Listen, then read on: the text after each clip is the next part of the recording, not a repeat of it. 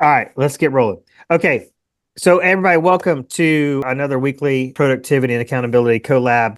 I'm your host, Jason Will, Blueprint Realty Company. Today, we're going to be just continuing our conversations on productivity and really kind of sharing ideas on what's working and what's not working. I have pulled up on my computer the top areas that folks need to be like focused on to be productive in case we have question about that. Tracy's in mortgage, but we can try to relate that as best we can because obviously it's all about relationships. So if we want more pending sales or just want to maintain momentum, let's just say, because the pending sale, the transactional piece of it, if that is too much pressure, or sometimes that just may mess with our mindset, as Blake was pointing out a minute ago before we hit record, that any momentum is good momentum. But we got to really focus on, I think, what creates momentum. And we are going to be very disappointed in our results if we are not focused on the relationship piece of this. And so there's a lot of different ways to water your grass. Okay. So you can, after we get on this off this call today, you can spend the afternoon doing really a combination of things is what I would recommend. So touch base phone calls. Again, we're not saying anything about real estate or mortgage on these calls. We're just calling, like Tracy would call real estate agents and love on them. We're going to call buyers, sellers, and sphere of influence and love on them. Sure, Tracy needs to call her sphere of influence too. But you get what I'm saying. So let's call people. Let's not be salesy. Let's just call and ask people how their weekend was. All right. We talk a lot about situational prospecting. And so what that means is that we're using days of the week, times of the year, seasons, all kind of different stuff. So like Tracy could have a bunch of her fellow Chiefs fans. She could call and do some Monday morning quarterback calls today. As I've already said, you can call people and go, listen, how was your weekend? Did you do anything fun? If you're a male and you're watching this, you're a male, good grief, you're a male in a relationship and you're racking your brain on something creative, a creative idea for Valentine's Day coming up, you could call like your male buddies in your SOI and go, hey, what are you doing? I need some ideas. What's going on there? I don't want you showing me up again this year. But you get where I'm going with this. Coming up, what do we have on the horizon? Let's think about what we have on the horizon. If you got kids in school, we've got spring break coming up. So if where are you guys going for spring break? You staying home, having a staycation, you going somewhere, where are you going? Need some ideas, need to know what everybody's doing. All right. So the kind of undertone there would be don't overcomplicate it. All right. Who in your contact list on your phone have you not talked to in a while? And maybe if it's been too long, maybe there's not a chance in hell you're going to pick up the phone today. But maybe there is a good chance you could pick up your phone and send them a text and go, oh my gosh, I am so sorry for getting this, being this out of touch or, being this bad of a friend, whatever it is. How are you guys doing? Let's reconnect. Work's been crazy, but I'm getting myself refocused here. How are you and the fam doing? Right. So let's not overcomplicate it. We need to have these conversations, right? Anybody have anything they would like to say in regard to conversations? We can talk about scripts versus non-scripts. We can talk about anything you want in this regard. Let's hear it. Anybody got anything they want to say?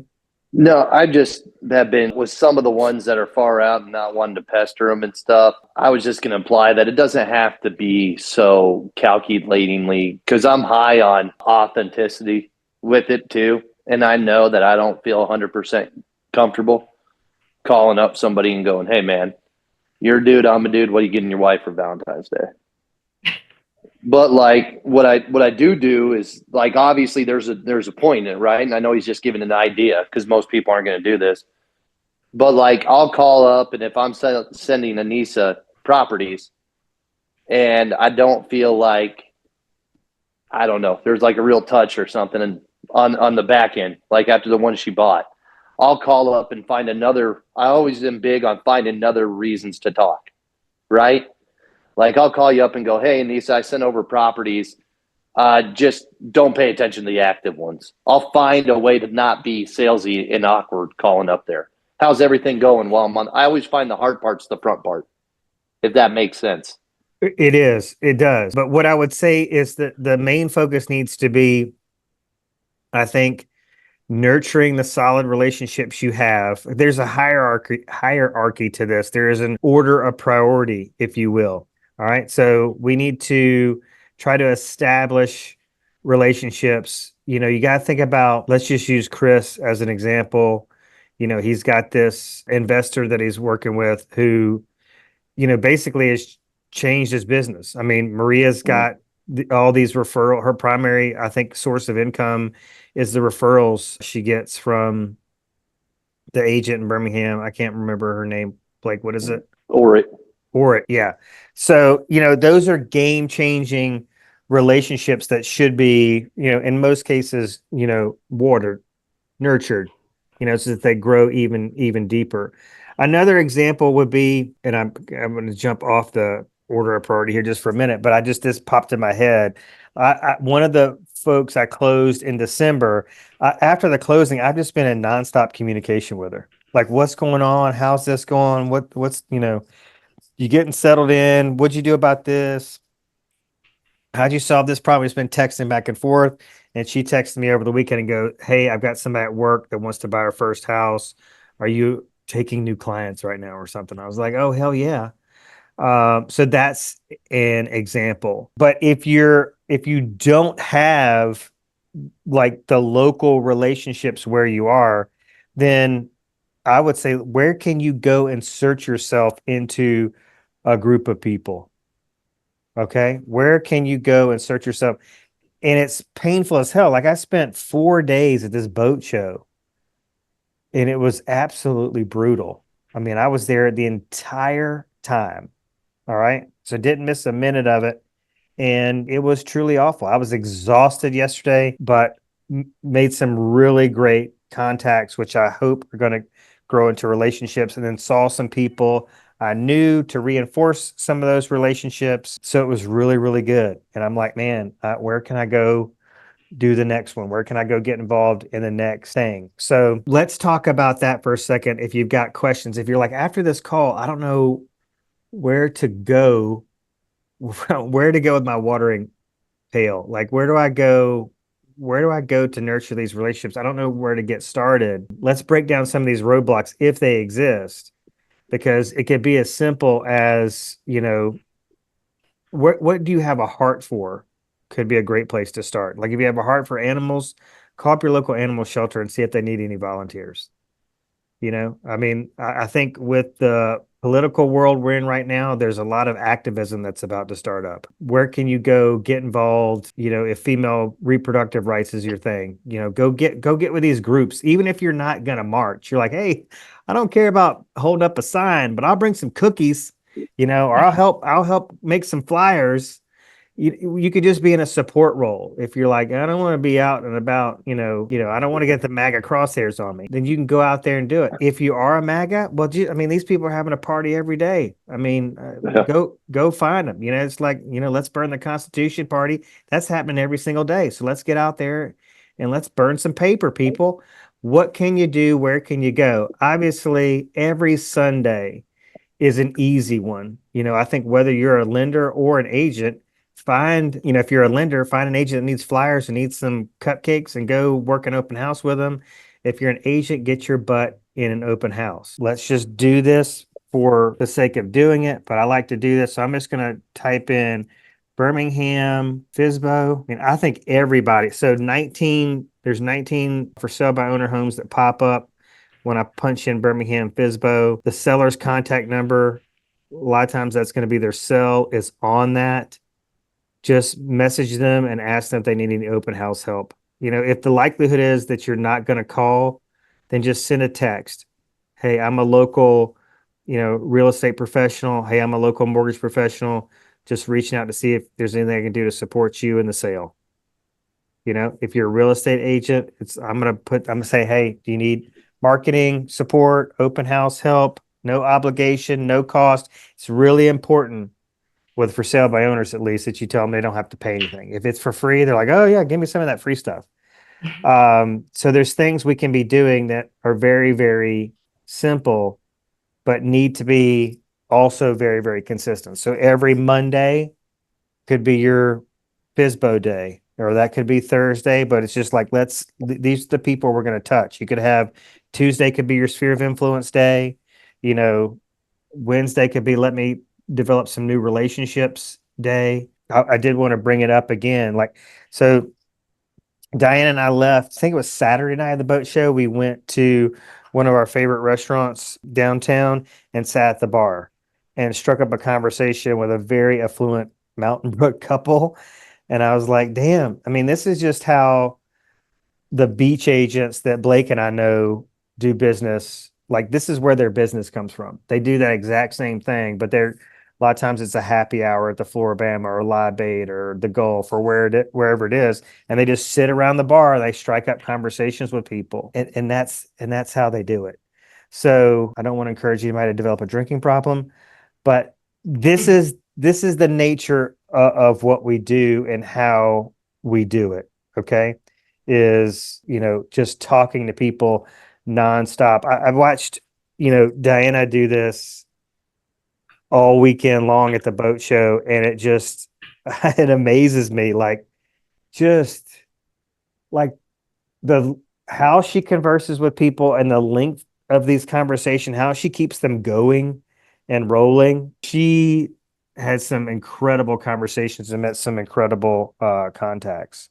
All right, so anything before we move on that like kind of relationship piece? I do want to just go right to numbers if there's no questions or comment. But that's what it is. If you're like looking at somebody like Diana from a mortgage standpoint, a mortgage lender standpoint, or we're looking at a real estate agent, be on the lookout here, because there's people towards the end of the month, they're going to say, man, January was an awesome month. I had 2 million pending, got 2 million pending and closed for January. And you're like, what? In 1 month?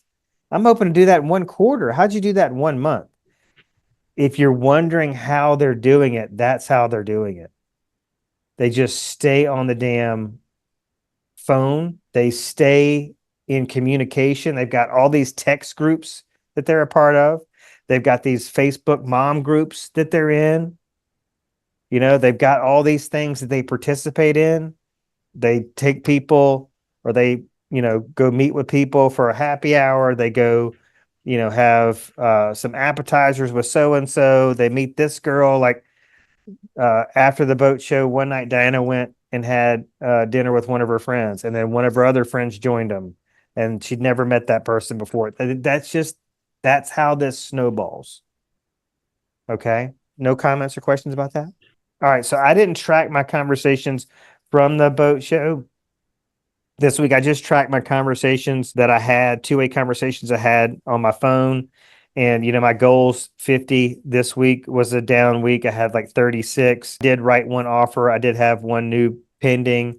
But my appointments, what I'm really focused on is setting appointments, like setting an appointment a day, right? That's my big thing. So that should be, if I'm setting an appointment a day, at least 5 days a week, that's a lot more than the 3 appointments I set actually from this week. So I know going into this week that I've got to be appointment focused so that I can get, maybe make the best of this week and get one more pending sale for February, for next month. So that's what I'm really focused on. Does anybody on the call right now have anything like a result that they're committed to every single week? Because that's the big thing. Let me go back to my notes real quick, and y'all exercise that chat if you want to.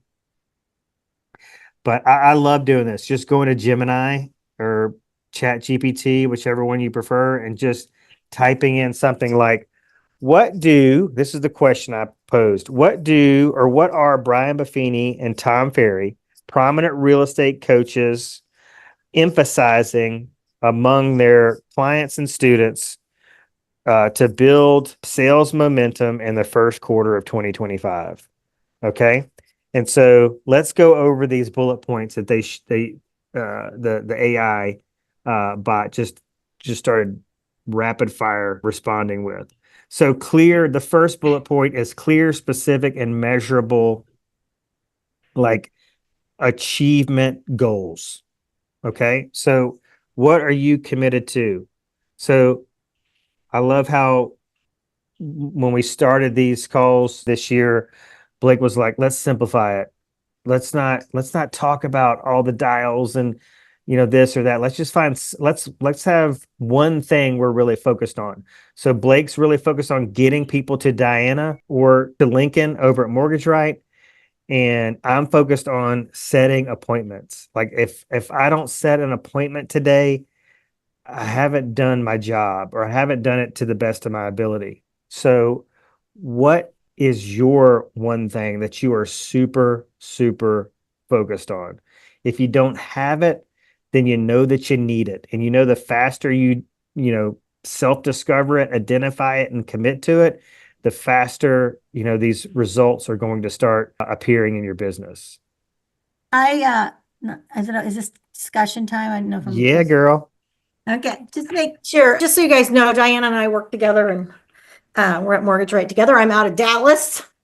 Just an FYI, but I'm Kansas City's my second home. So anyhow, I have committed to doing webinars and I invested, which I fought against it for a long time, is this CRM that I invested in. It's expensive, but it has everything from A to Z. But I'm doing a live webinar. Y'all are invited. I'd love for you guys to come on Thursday for my first live one. First meta ad. I'm now doing Facebook ads because my CRM allows you to do all that. It's kind of incredible. So I'm doing a live webinar Thursday night, and I'm committed to those once a month. This one's on first time home buying. I will change it up. I am a 35-year veteran lender, just so everybody knows, long time lender. And so that's what I'm committed to. And the other thing I'm committed to, which is so stupid, but I got on the TikTok train and I got almost 1,000 followers in 5 days. So How'd you I do am that? committed. I just got on and started posting. I'm a sarcastic human being. So if there's anything about that, sarcasm is my favorite way of like being Mhm. funny. So I think people are like, you're funny. I'm like, yeah, I'm funny. So funny. Anyway, so those are the two things that I've committed to. Now, on a regular basis, because I've had a mortgage coach forever, it's so important, I believe. And I have a really easy call tracker if anyone's interested in it. It's like 10 calls a day. It's like and one face to face. And it's like if you commit to that as well, and I will tell you I've gotten off that train and I'm happy that you brought that back up because it's easy to get off of that. But if you have this particular call tracker is a handwritten one and it's in front of your face all the time. And I stopped using it because I got lazy, but I'm going to implement that as well. So if anyone's interested in the handwritten call tracker, let me know. It can I would be love to for get any. a copy of it. I'm always looking for that kind of stuff. So if you would Yeah, share it I'll with send me, it I'll to you. post it with the group and that'll make it easier for you. Yeah, so those are my three commitments that I've chosen to go down. So Okay. That's awesome. Quick comment about that, Tracy, is I mean, obviously, I have heard from a lot of folks. I don't know why I said obviously, but I have heard from a lot of folks out there that webinars, like a lot of real estate agents, a lot of mortgage professionals, a lot of people in sales, like even travel agents, like talking about these webinars and how they're so great and they get so much business from it. So would love to participate and can't wait yeah, to see what your results are from doing that over like a period of 6 weeks or 6 months. I think we need to yeah, set I will set that right definitely. expectation. Yeah, and I know, and like it could only be 5 people on the webinar on Thursday night. And I've talked to other people in my CRM. We have a support group. We meet every Thursday. And one of the girls is very successful. She's been doing them 6 months. She went from one person on her webinar to like 75 people her last one. Wow. So, that's pretty incredible. And to know how to do meta ads, and even though we hate meta, they're kind of the necessary evil. I do think it's a great way of doing something, and it's something I have to get outside my box because business isn't what it used to be. It's just not. And if I want my lifestyle, I'm gonna have to step it up a little bit. There you But anyway, go. I'm happy to share. I'm happy to share the call tracker, and I'm happy to share the link for the webinar as well. So I'll do that in the chat box.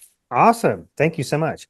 All right. Anissa You got says, it. my goal is to build an image on social media. My goal is to have 3 to 5 new inventory tours per week and at least one open house per week. I love it. Open houses. I mean, if you get, 50 agents in a room and you ask them like, hey, what advice would you give a new agent?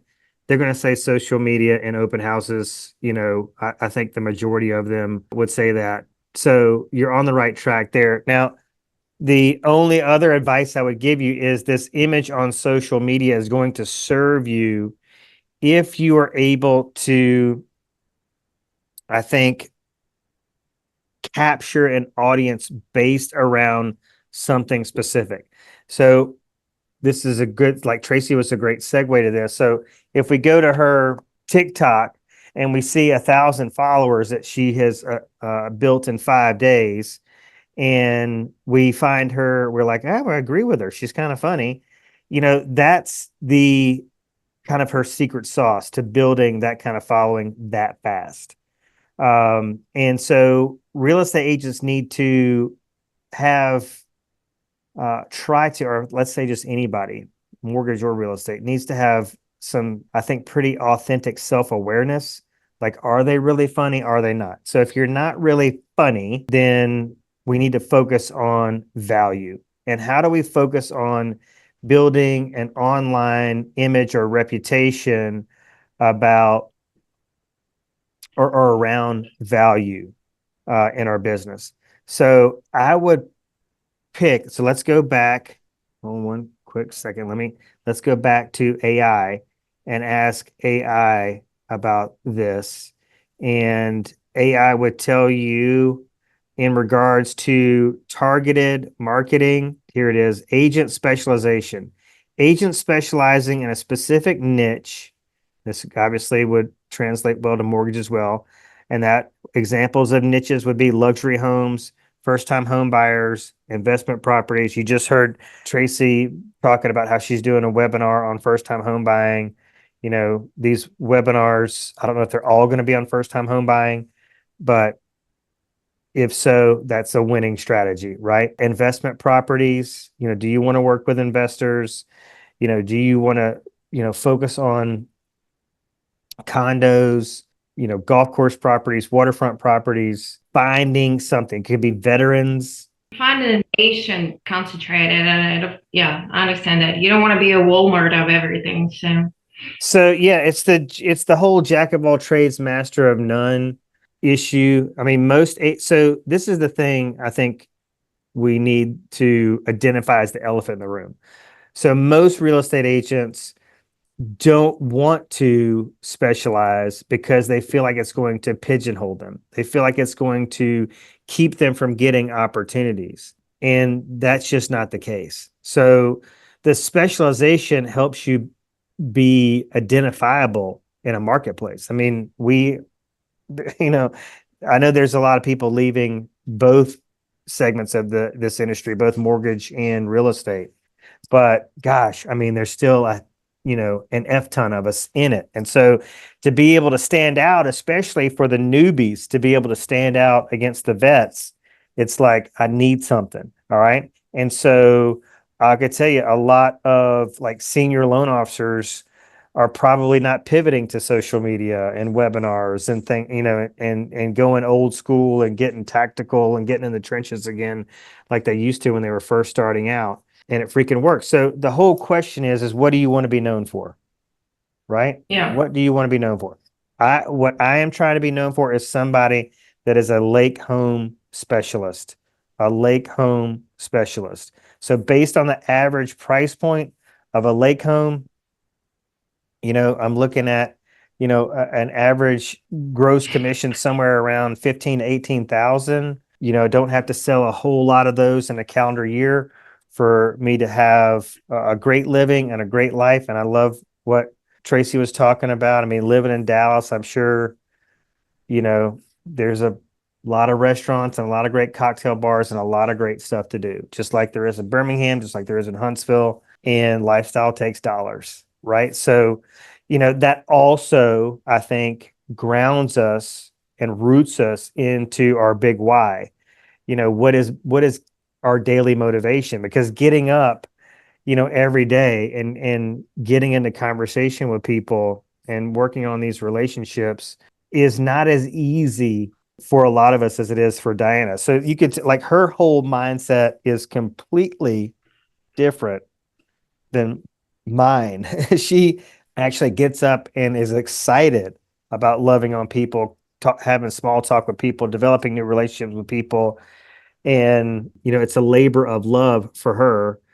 For most of us, it's a checklist item that wears us out, that's exhausting because we have, our mindset is we're constantly trying to convince people to work with us and building their trust when they should just trust us and give us a chance. And that also circles back and ties into establishing that credibility online, right? Establishing that credibility on social media that can I go to your Facebook page, your Instagram account, and see that you are a valuable, productive member of your industry?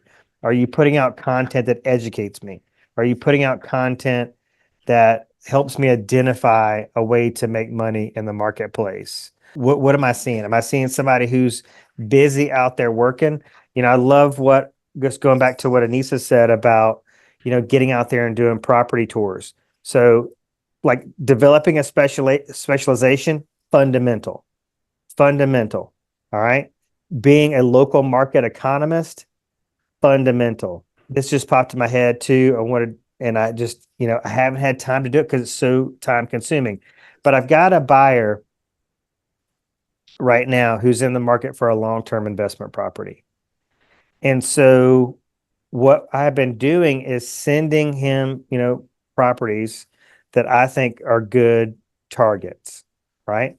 So give you an example. I think the best example, and they're really not sold on this opportunity, but there is, or there was, I don't know if there still is, but as of last week, there was a particular model DR Horton home that was priced $10,000 less. It was 279. DR Horton wants to get this one off the books ASAP. The exact home just down the street, right? So DR Horton tries to fill the streets in, right? So if they've got this home, resale home, ready to go, turnkey ready, had the certificate of what is it? The COs are done, all that stuff's done, but it's behind the progress that's going down this street. So they're like, that one's 10 grand less, $15,000 in incentives. Let's get this thing sold. So we got a DR Horton house. So I went to this buyer and said, listen, you buy this before you even close on it, or when you close on it, at bare minimum, you're going to have 10 grand in immediate equity. The subdivision is about 50% complete. And so you're going to get these equity gains like crazy. And plus DR Horton's going to throw 15 grand at you. So you can cover your closing costs. You can do a rate buy down with that. And I'm pulling rents in here as high as 1950. So I'm sending it to Diana too, saying, based on this, here's the monthly payment estimate, 25% down. This was fascinating to see the difference between 20 and 25% down, the difference it made on the monthly payment to make this a more viable rental option for him. And so what I should do, since he's kind of passing on that, if that opportunity still exists, I should create some massive content around that. I should create graphics that do the math, right? Because you think about this, we don't think about this like we should. Our mindset is, let's call somebody and ask them. This is the majority of the time. I mean, this is the way it should be done.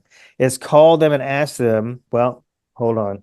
Let me backtrack, because I said don't call people and be salesy. So you call people and you just love on people. Hey, how's you and the mama been? All that stuff. And then when they say, how things going with you? Like, oh my gosh, I'm so glad you asked. I'm really trying to get, like, I've got some big goals this year, really trying to hit this amazing number. And my goal is to serve 100 families in 2025. So please keep me in mind when you hear of somebody that wants to buy, sell, or invest. Okay. And so that's what has been pounded into our brain. But I'm telling you, there's people out there, this particular buyer I'm talking about is sitting on a little over $90,000 in liquid cash. And they're like, we need to put this into something. We want to use a portion of this to buy I think it's going to be like their fourth long-term rental home in their portfolio. Okay. So this is an excellent opportunity for us to be valuable, and how we can be valuable is help people make money, save money, solve a problem. And so in every means and medium possible, I should be communicating this out. Here's the graphic. Here's what's going to cost you out of pocket with, 25% down, or even show the differences between 20 and 25%. It's a big, big difference. So show them the math. The path is math. These people are busy professionals. They've got full-time careers, sitting on a ton of equity or a ton of liquid cash, and they need something to do with it. They just don't know what to do with it. And so what I am trying to get people to recognize is that if you can find a D.R. Horton community that is in an early stage of development, D.R. Horton loves to work with investors all day freaking long. Okay. So, and they will go to bat for the 15K, even if it's not a DHI. I mean, you just play hardball. You go, listen, we're not buying this house unless we can use our own preferred lender. But if your buyer doesn't have a preferred lender like Tracy or Diana, then roll with the DHI if that's what you want to do. But this is like a foolproof way, in 2 to 4 years, this investor could keep on holding the property or liquidate it, and they can get all the cash they put into the investment back out, plus, $50 to $70,000 in equity. And this buyer is going to make 10 grand of that 50 to 70 really on day one, because the same exact model, 5 houses down, is priced $10,000 higher. So what I'm telling you is to take a financial advisor role. Just going back real quick to Tracy in the first time home buyer webinar, I can tell you right now, these first time home buyers don't know shit about when it comes to how much money out of pocket this is going to cost them. A lot of places that I'm dealing with, in these rural areas where I sell, it's not just a home inspection that's going to be $600. It's a $600 septic inspection that nobody told them they're going to need. Things like that. All right. It's the escrow check. They're like, what? $500, $1,000 for what? Like, nobody told me I was going to have to write that check. This is very valuable information. Okay. I don't know. The only other thing I would point out is that people are talking about 7% plus interest rates. The FHA is going to be around 6.5%. And so we need to make sure we're, communicating what these other rate programs or these other loan programs, what are the rate opportunities attached to them? Because if they're not looking to do conventional is not a great interest rate right now either. So yeah, so that's what I'm saying. There's other options here. So when people talk about rates are 7+, they're talking about conventional. And I think too, just educating yourself on what the refinance market will be. That's one thing I've been saying to a lot of people is you don't really know where it's going to be, but that would be my play, right? Buy when the interest rates are high. You're probably going to get more opportunity to negotiate your price 6 months, 7 months, 8 months down the road. When you get an opportunity to refi, you may be looking at not right now today, but possibly down the future, it could be 5%, 6%. Well, and I heard was involved or overheard a lot of conversations this past weekend about that. People just saying, "Hey, we're buying the lake house. We're not waiting for the interest rates to come down anymore. We're tired of waiting, and we're not going to be held hostage by this." And they said things like, "We're just going to buy now and refi later." Because if the interest rates hit 5, I'll call it. All hell is going to break loose. Just all the realtors know. Like you may have really enjoyed the market when it was 2% and 3% interest. To me, that did more damage to our reputation than anything else, because we were telling people, "Hey, do you really want this house? Yeah, you're going to have to put a contingency in there where you pay $25,000 over appraised value." All right, so let me insert this little tidbit of information really quickly as well, and just talk about how this could be like a post-pending sale, or, so everybody, when they get a new pending, they create a new pending graphic. So along with that graphic, in the text portion of that post, you could do some storytelling. You could also do some storytelling on video, make a TikTok, make a reel, whatever, about why this person decided to buy an investment property now, whether it's a long-term, short-term, whatever it is, with the interest rates the way they are. Because when you're buying an investment property, the interest rate's going to be even higher. So why would they do it now? And you could have that opportunity to say, well, they, found an opportunity, the numbers look good, and they understand that the real estate market is rigged in their favor because down the road, like we don't have a crystal ball to know when that day and time is going to be, but down the road, they're going to be able to refinance. So that's how the market's rigged in our favor. But that's the power of storytelling and telling stories that help people navigate the market, find, combat misinformation. I mean, we're in the age of misinformation, and, realize that they too should be staying on the offensive as it relates to, growing wealth through real estate. All right. What time is it? 11:45. Anybody got anything else they want to talk about before we run? I was just going to say, back in 2020, guys, 2021, even beginning of 22, people were paying $100,000 over. And now, guess what? Now, new builds that they're paying over, they can't get rid of them here in Texas. It's crazy. So, I've been in this industry long enough to know that it's better to pay the actual price for the house and pay a higher interest rate than to overpay for a house that you're never going to get that equity back out. So, there's lots of ways to skin a cat, and, getting with a lender partner to help you with that kind of stuff. Let them do the math for you. That's what we're here for. That's, you guys are great at negotiations and things like that. But when it comes to the money, go to your lender for that stuff all the time. If you want to market something, go to them and say, hey, listen, what do you think about this? And let them do the math, because I promise you, we can help you with that kind of stuff. That was just my soapbox for a second. Sorry. Yeah. So go find. So here's an opportunity for real estate agents right now. And this would be an opportunity. Like if I was wanting to build trust and rapport with real estate agents to have a shot at their business, that, I would, if I was a lender, I would contact them and go, hey, try this. Let's try this. Let's try this exercise. Let's let's look at the new construction inventory in our marketplace.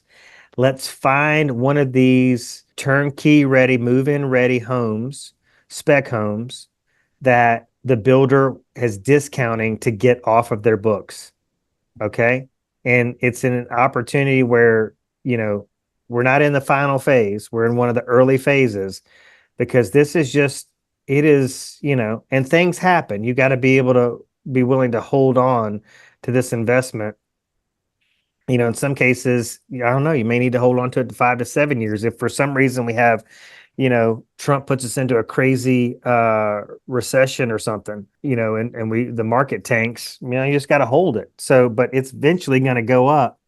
But I think this is just something we should all be doing right now, is finding these opportunities and jumping on them. And then what do you got when somebody goes under contract? This is why this person bought this property. And let's do an update 6 months, a year later. This is how much their equity has grown. So you just take on that role. Could be your niche, could be your specialization as a financial advisor. All right, guys, let's roll. I hope you guys have a great week, and I hope you will consider joining us next week and possibly bringing a friend. See you later.